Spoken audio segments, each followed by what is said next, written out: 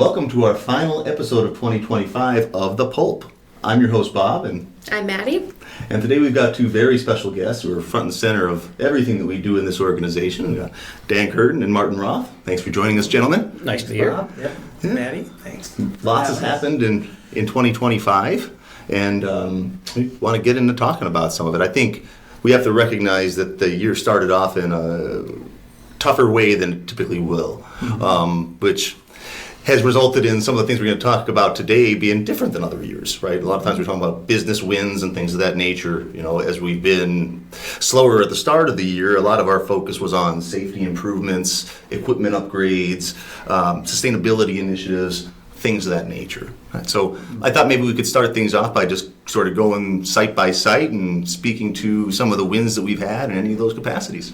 Sure. Absolutely. I think, one of the things that you mentioned there is that it was a tougher year. And, the good years kind of, you're so busy with just managing and it's a good year, it kind of covers everything. The tough years kind of expose our areas that we need to work on a little bit sometimes. You have more opportunity, but usually coming out of a tough year, we come out much stronger the next year because we've learned from it. And certainly there were a lot of learnings this year, and we'll kind of go through some of those location by location as we talk about it. But we have a solid team.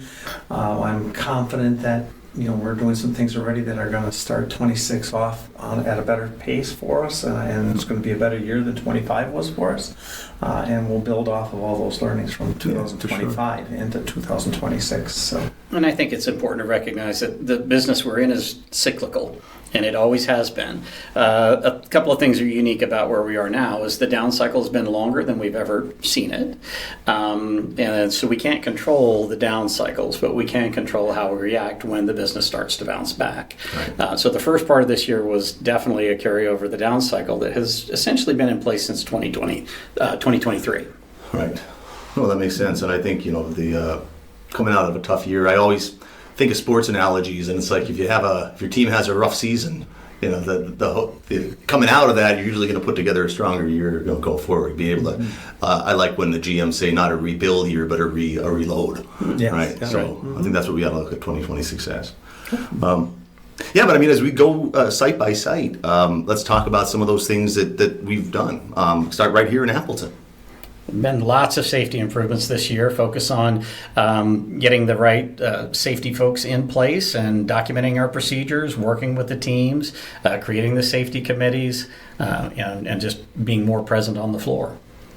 I think getting more vocal and getting out in front of people more, it's more visible. So I think the big thing that I've seen in Appleton, well, in all of our facilities, I think this year is that additional focus has really brought it front and center for a lot of people, where sometimes we become complacent with, the day-to-day because I've been here for 15 years, I know what I'm doing, and boom, boom, boom, and all of a sudden you're going through a routine procedure or something and you skip a step that puts you at risk. So I think understanding the year being what it was, I know that goodness, it's a little over a year probably now that Jason Scott joined the organization, but I think he spent a lot more time in the corporate safety director role compared to the GM role than would have been anticipated. But it's been very positive and has brought a lot of positive change. But even beyond just the safety issues, we've also had a much better quality year. There are some recent quality issues that are getting a lot of attention, but when you look at the business overall,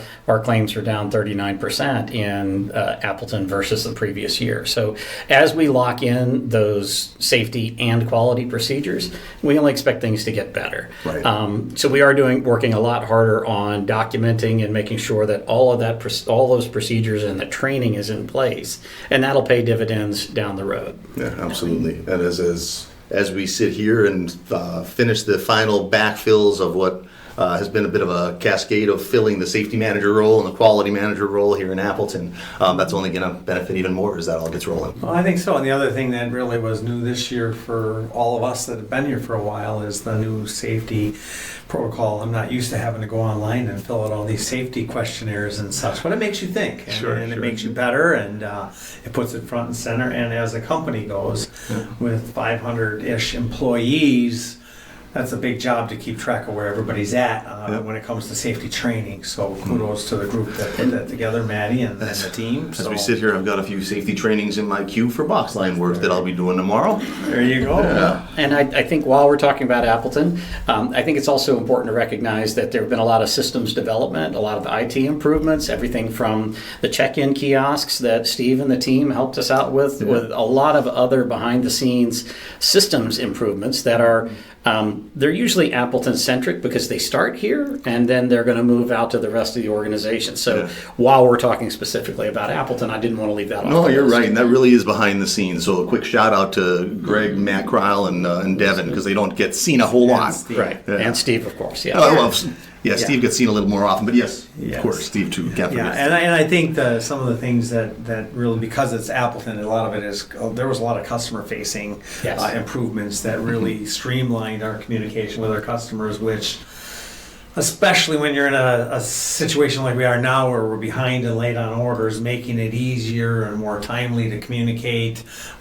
Several of our customers have access to, their own information. They can dial in, they can check status of their orders, even though it might not be good news all the time because it's late. At least they have access to it and they get an answer right away and they can react to it. So a lot of good improvements on that end. So. Of course, we have our sister facility in Little Chute in the Paper Valley. Sure. I think it's some of the same things here in the Paper Valley. A lot of focus on SOPs. They introduced an interesting training and onboard checklist for new employees that I actually think should be a best practice. I had the opportunity to look at some of those folders for new employees and look at the detailed checklists and the check-in points where they're expected to have certain things complete. I think that's a really good practice. Also at Little Chute, we installed 2 robotic palletizers. Those have been up and running for the past couple of months now. They were both installed to help us with productivity as well as ergonomic issues. That was something that was a semi-manual process before. And anywhere where we can take that type of thing out that would potentially cause a repeat injury for repetitive motion or anything like that, it's an important addition. So I would say that they are not quite perfected in our system. They're not delivering all the benefits we wanted yet, but that will come. Very good. It's a big step in the right direction for us, I think, getting some of that in place and then letting employees see what the automation can do for us as a company and then retasking those employees to somewhere where they can add more value because we need employees, as we know. So. Sure. And of course, wrapping up with the last facility in Wisconsin, our 2026 recipient of the Steady Eddie Award, That's right. Beaver Dam. That's right. And Beaver Dam, while I may not have any specific item to point out for what happened in 2025, I think the most important thing we can say is that Beaver Dam is very consistent, very steady, smoothly run, and delivers, a steady 4,000 tons or so a month of excellent production. And that alone is an accomplishment because we don't have anything negative to say. It's a very positive story 100%. in how that facility performed through all of 2025. So that's a think a congratulations and a yeah. thank you. Very solid performance, and sometimes no news is good news. And in this case, we don't hear a whole lot about them. That means it's going well. That's right. So, Yeah. Well, a piece of news from the next location that we're going to speak to that we want to shout from the rooftops, Pomona had quite a safety milestone this year. Yeah. They're well over 400 days now, and Jose and Joey and the rest of the team out there do a fantastic job of running a safe, efficient, and clean operation. And we've had several customers have an opportunity to go through Pomona. Not without fail, every single customer talks about how well organized and how clean that facility is, and that's a testament to how focused the team is on everything from the cleanliness of the floor to the safety and to their overall operations. So good shout out for Pomona's performance. Sure. So share some of that Beaver Dam consistency in those and other areas. Take it to the East Coast, my home city, Hazleton. Yeah, we've had some big news there in Hazleton with the ECH Will, the business that does a lot of work for Domtar for us. We installed a robot there in September. It has been performing extremely well. At the same time we put the robot in, we did a knife upgrade on that machine. and that has significantly ramped up production while also removing an ergonomic issue in terms of hand loading pallets. So that has been a fantastic story. It was one of the better installs that I've ever participated in. While the project was delayed longer than we wanted to actually get it to the point where we could do the installation, once we got to that point, all of that forethought that was put in from both teams, QComp here locally, the manufacturer of the robot, and then the ProCon team, getting ready for it and having everything lined out. That was a good story. We've also done some upgrades on the Marquip in Hazleton that have allowed us to better handle some of the digital business that we're doing there. And while that's a bit more recent, we expect to see continued improvements from that as we go further into the year. Yeah, as I sit here, just time flies. It seems like yesterday the ECH wheel was just being installed altogether. That was right around when Scott and I started, I believe. Seems like just yesterday we put the winders over there and put the wheel over there, and we had the cut size business going, which that machine was originally intended for Domtar. It was all Domtar business for a couple of good solid years, and then that portion of the business went away. And that's just kind of one of the points to how our business changes and has changed over the year, from that thing being running completely full to having nothing to run for a full year, and now we've retasked it with the Amazon digital size paper there with the new robotics, and it's turned out to be that piece of equipment is going to be something that's going to be a staple for us in Hazleton for a lot of years to come. So. And last but certainly not least, Freddie and his group in Virginia. Yep, they are actually going to be undergoing a drive upgrade on their machine starting next week. So that'll be a positive for closing out the year. They've also had a great production year. There's a month where we set a record that goes all the way back to 2023, I believe, maybe even early, actually 2021, looking at my notes here. We've performed well there. We've gone 2 years without receiving a formal complaint at Raffine. So I think things are running well there. It's a small facility with just the one rewinder, but that rewinder can chunk out a lot of tons when it needs to, and it serves our customer well. I think that facility has been a really good example of, it's one machine, but all of our plants have one machine setups. It's just you might have 10 machines there, but if you treat each one, they work together as a team. So when they need help or somebody else needs to step in and be an operator, even Freddie will get in and operate and run it when needed. And that's the kind of teamwork that I think a small facility can show, because they don't have the resources that the bigger facilities have, but they can show how you can make do with a relatively confined group. And by working together and being accountable to each other, when they have the work to do, they do extremely well. And I think, that's the concept we'd like to see go across all of our divisions is, that teamwork attitude. I've got an operator, I've got a couple of helpers, and we're all here together. We're here for 8 or 10 or 12 hours. It's our job to make sure we get all the work done that's set up for us to do. We get it done safely, we get the quality checks done and get everything done. Everybody pitches in, and I think there's some initiatives we have around training and training backup operators and cross-training that I think a small facility like Raffine is a prime example. I think you could send people there and they work there for a few weeks. They realize how much they rely on each other because it's just that small group. And I think we need to carry that out to our other divisions to make sure that each one of our machines and each crew feels like they are a team and they're responsible to one another for everything that happens while they're there. 100%. And definitely a shout out to Freddie. He holds that team together and does a nice job of encouraging them to work across the shifts. He does a good job. Thank you, Freddie. Yeah, well, I think that's a nice segue into our next segment, if you will. We've talked through the divisions and things that have happened there that you can see for the most part, whether that be safety improvements or cleanliness of the facility. What we're also trying to do is change things that you might not see, but that you more feel. The cultural things, what we're doing right here, the addition of the podcast to keep our employees and our customers and everyone else more informed about what's going on with ProCon. The addition of Motivosity so that our employees can be recognized, rewarded, socialize with each other in different aspects than they might typically at work. All those things aren't only for the feel-good portion of it, which certainly that's a part of it, but it really is to foster that sense of community and teamwork that's so important that we really need right now.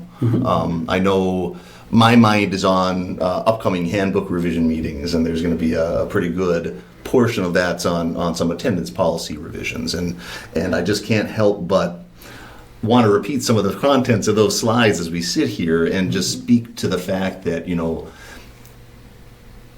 anytime that anybody misses a scheduled shift, it impacts a lot more individuals, processes, and outcomes than might be thought of.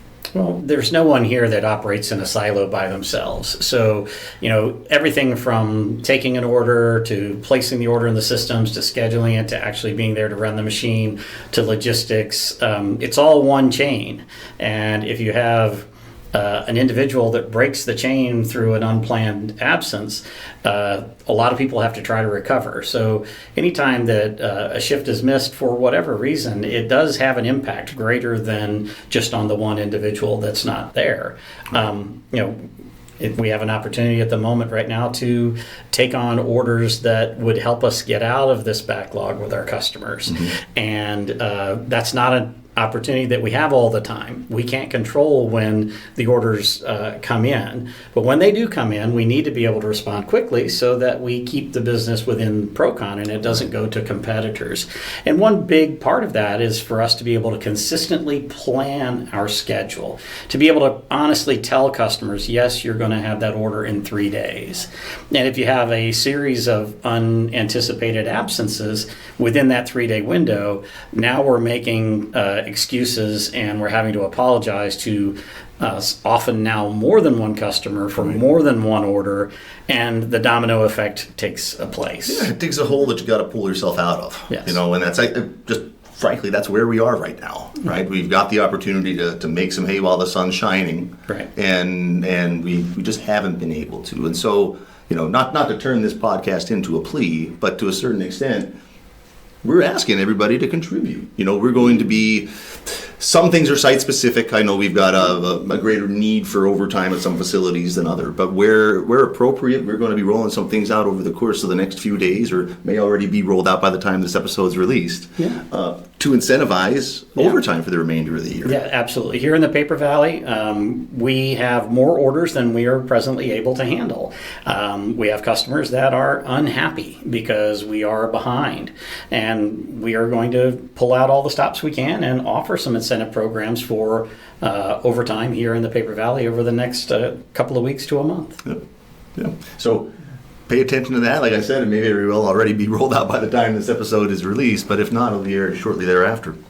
Having gone on that little bit of a sidebar, although albeit an important one, just bringing it back to some of the cultural wins. We've done a lot more this year from a charitable perspective than years past, adding some of the, what is that particular space in Motivacity called? The Community Connection. That's it. Thank you. Yeah, so we've done Toys for Tots Drive. That's just wrapping up this week for most of our locations. Is that wrapped up here already? Yeah, the deadline to drop off was yesterday, but I still have some in my car. I called. Steve wanted to make a donation. So A nice problem to have is people coming and wanting to make late donations. So. I definitely, I saw your note and that it was wrapping up, and I thought, I wanted to. If you get your donation in by Thursday, I can have it delivered in time. They'll still accept it. I'll do that. We did the Toys for Tots.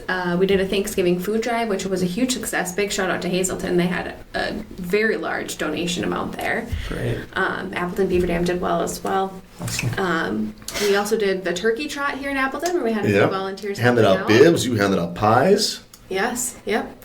Yeah, it was a little cold. We did school supply drive. School supply drive and an animal shelter donation drive as well. Even though it's Appleton specific, I also do want to point out that very proud to state that in what was a tougher year, that our employees and ProCon with their match stepped up and did raise over $20,000 again for the Fox Valley chapter of United Way.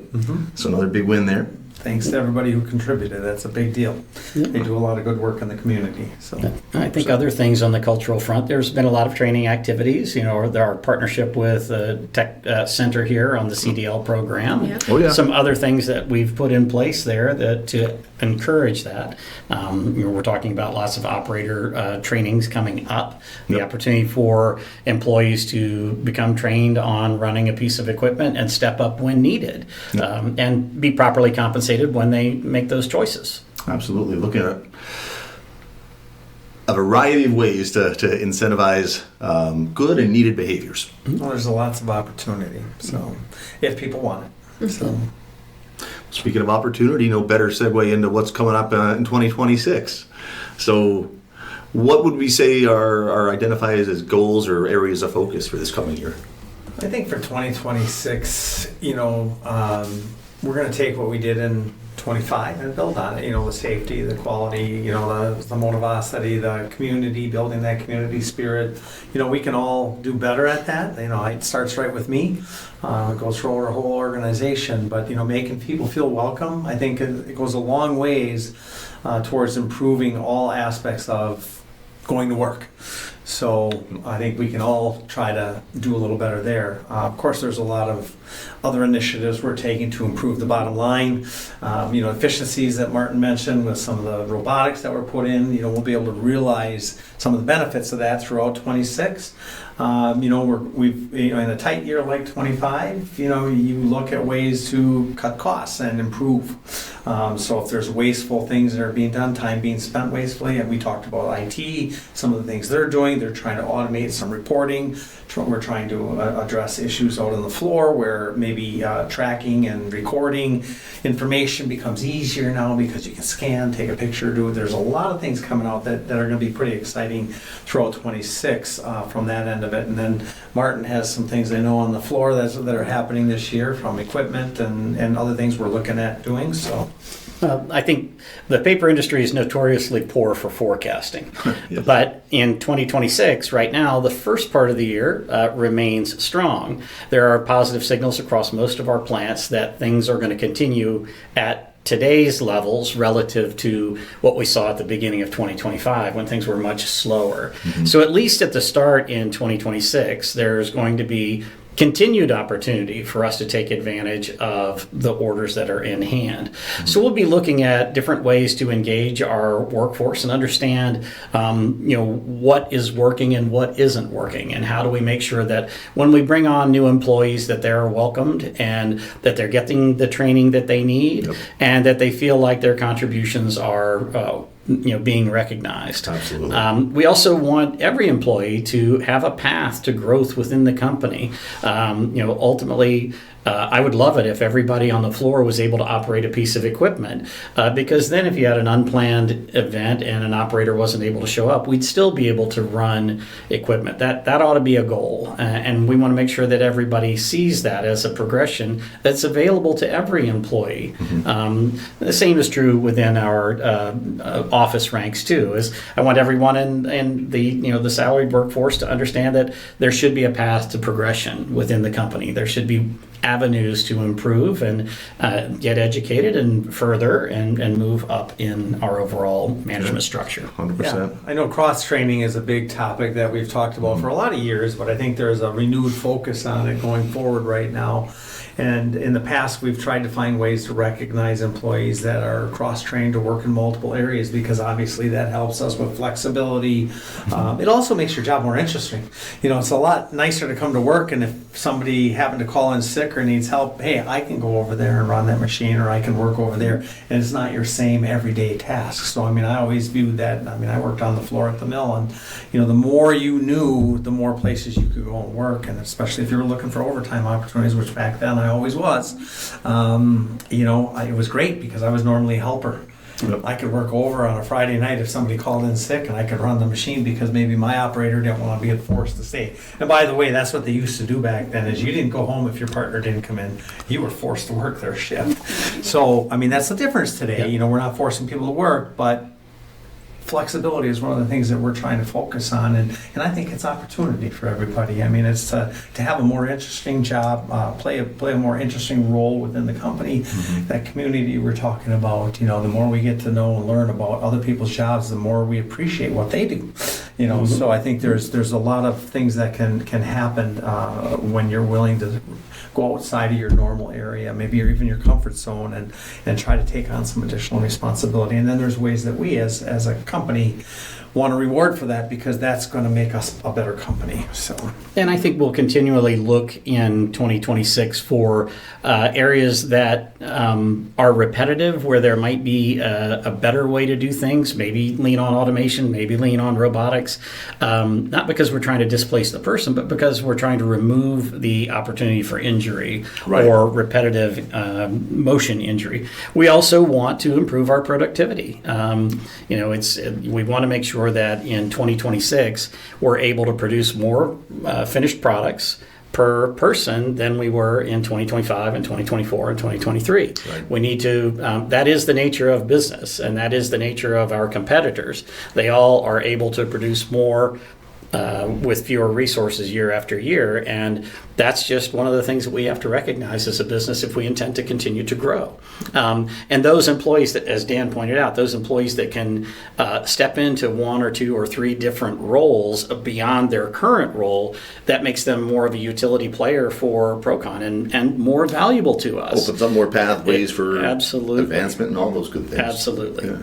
Well, we do have another segment that's a little more fun in nature, but before we move into that, since we were talking about wrapping up 25 and moving into 26, I know we wanted to reiterate some of the words of appreciation that we had gotten out there just prior to Thanksgiving to all of our employees for all that they do, all that they've done this year, and again to reiterate this message of teamwork and community, and you know that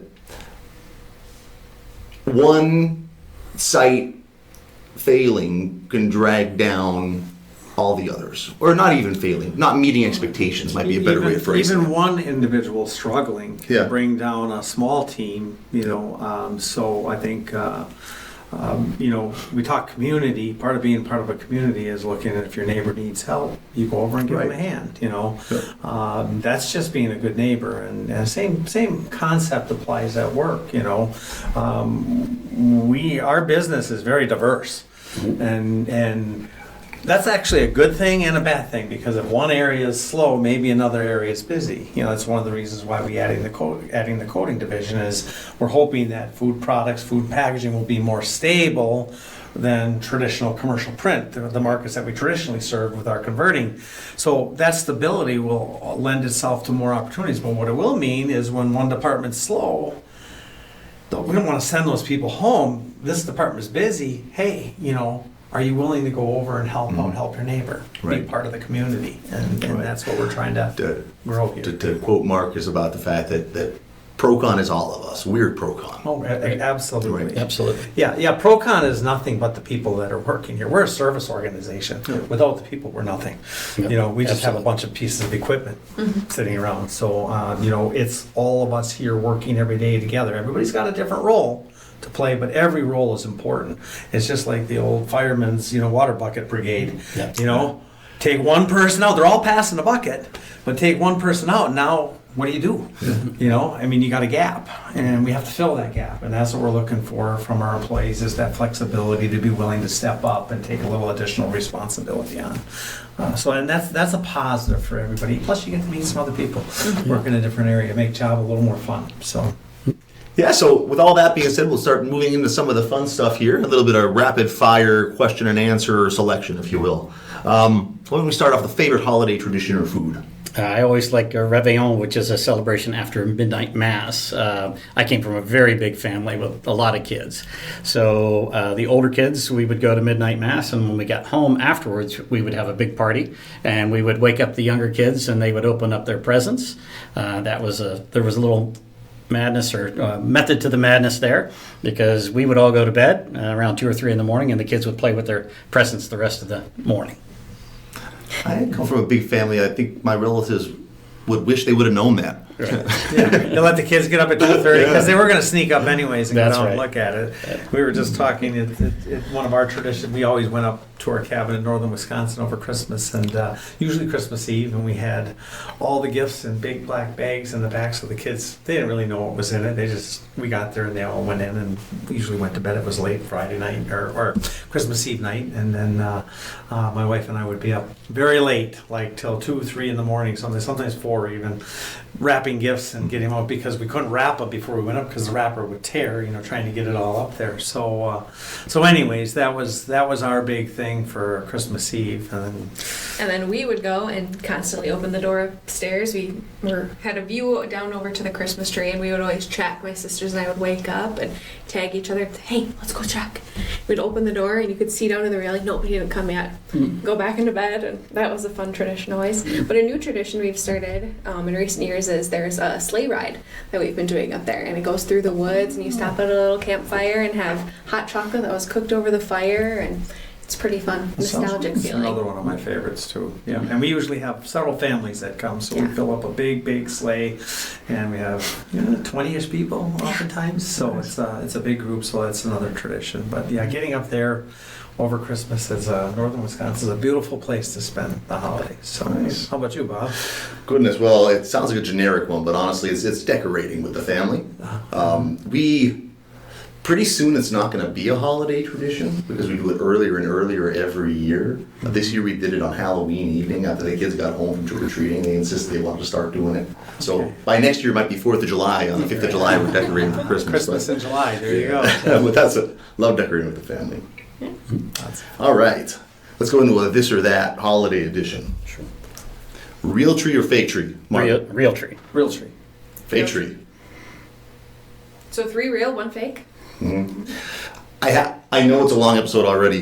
When we first I was always a real tree person. My wife and I got married, first 2 years of marriage. The first year, the tree was infested with spiders after we brought it into the apartment. The second year, she was pregnant with our firstborn, and it was already up in the stand for weeks. We're sitting there watching TV, and it just went, crashed down on top of on top of our coffee table, balls busted. She was pregnant, literally barefoot and pregnant. I couldn't let her get down on the car because she cut her feet. Yeah. So we went to the fake tree. So fake tree from Bob. Sorry. Right. Next up, sugar cookies or gingerbread? Sugar cookies. Gingerbread. I'd say gingerbread. I don't like sugar cookies. I'm a gingerbread guy too. I don't like gingerbread. Was that 2-2? That's 2-2? Yep. Okay. White lights or colorful lights? White lights indoors, colorful lights outdoors. White lights. I'm a hypocrite. I have white lights, but I think I'd prefer colorful. I think I've made a switch. I like white lights, and I can't help but say it's also the name of a Goose song, so it's 2 white lights. Got to get the Goose plugins there. Well, I love the white lights when you have a lot of snow. Because Yeah. the white lights look beautiful with the white snow at night. So that's why we went to white. We used to do colored. Actually, we did a little bit of both. But Yeah. Ooh, I like this next one. Hot cocoa or eggnog? Eggnog. I like both, but hot cocoa with a little schnapps. I was going to say eggnog with a little rum. A little rum, yes. They're both better in those ways. I think I'd say hot cocoa. I'm gonna go eggnog. I think overall I'm a hot cocoa person, but eggnog is just for the season. I need that eggnog for Christmas time. We do the hot cocoa on the sleigh ride. Yeah. So they have a big bonfire, and then they serve hot chocolate and cider out there. So anyways, good. All right, well, I'll take it easy. That'll be it for the rapid fire round here for today. But I do want to make sure we talked about the charitable things that we do. We've done so much that we're taking a little bit of a step back in January and taking a really simple pay it forward approach to the month.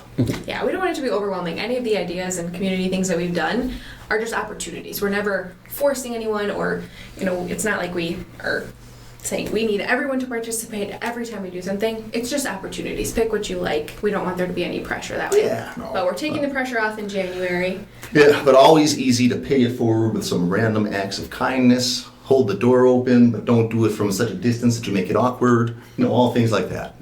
Well, I usually start getting all my calls for all the donations throughout the year because they know that you have a budget, and they all try to get in early. Right. So usually January starts with all the calls, and we do donate to a lot of smaller local groups that benefit, the communities that we live and work in. So. Absolutely.